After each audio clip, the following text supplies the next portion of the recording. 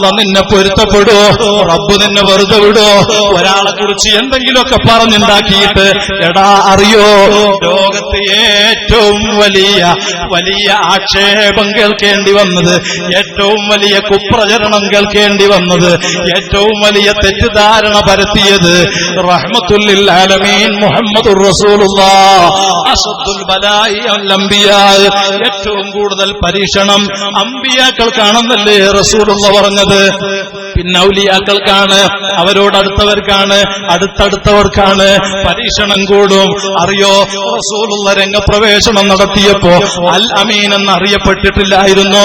പക്ഷേ ഹക്ക് തുറന്നു പറഞ്ഞ് ഷഹാദത്ത് അശ്ഹദു അല്ലാ ഇലാഹ ഇല്ലല്ലാഹ് വഅശ്ഹദു അന്ന മുഹമ്മദർ റസൂലുള്ളാഹ് ഷഹാദത്ത് അങ്ങ് പറഞ്ഞപ്പോ റസൂലുള്ളാഹിനെ പറ്റി പറഞ്ഞ് നീ കള്ള നബിയാണ്, നീ കള്ള പ്രവാചകനാണ്, നീ നബിയല്ല, അന്ത സാഹിർ, നീ സിഹറുകാരനാണ്, അന്ത മജ്നൂൻ, നീ ഭ്രാന്തനാണ്, എന്തൊക്കെ പറഞ്ഞു. പക്ഷേ റസൂലുള്ളാഹിന്റെ സ്ഥാനത്തിന് പോറലേൽപ്പിക്കാൻ ആർക്കെങ്കിലും കഴിഞ്ഞോ? ഇനി കഴിയോ? ഇന്നാ നഹ്നു നസ്സൽനാ ദിക്റ വ ഇന്നാ ലഹു ലഹാഫിളൂൻ എന്ന് ഖുർആൻ അല്ലാഹ് സാക്ഷ്യപ്പെടുത്തിയ പരിശുദ്ധ ഖുർആനിലെ സൂക്തമാണ്. വഅല്ലമക മാ ലം തകുൻ തഅലം വകാന ഫദ്ലുല്ലാഹി അലൈക അളീമാ.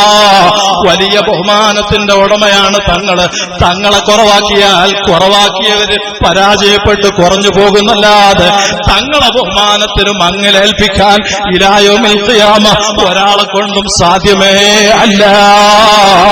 അതുകൊണ്ട് ആലിമീങ്ങളെ ചീത്ത പറയണ്ട, ഒരൊറ്റ ആലിമീങ്ങളെയും ഗ്രൂപ്പ് തിരിച്ചും തിരിക്കാതെയും പറയണ്ട. നാവിനെ സൂക്ഷിച്ചോ.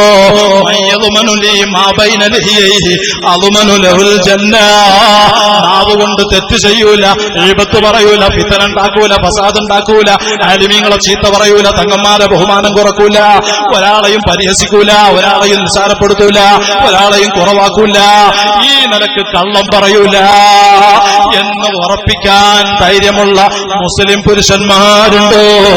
മുസ്ലിം സഹോദരിമാരുണ്ടോ?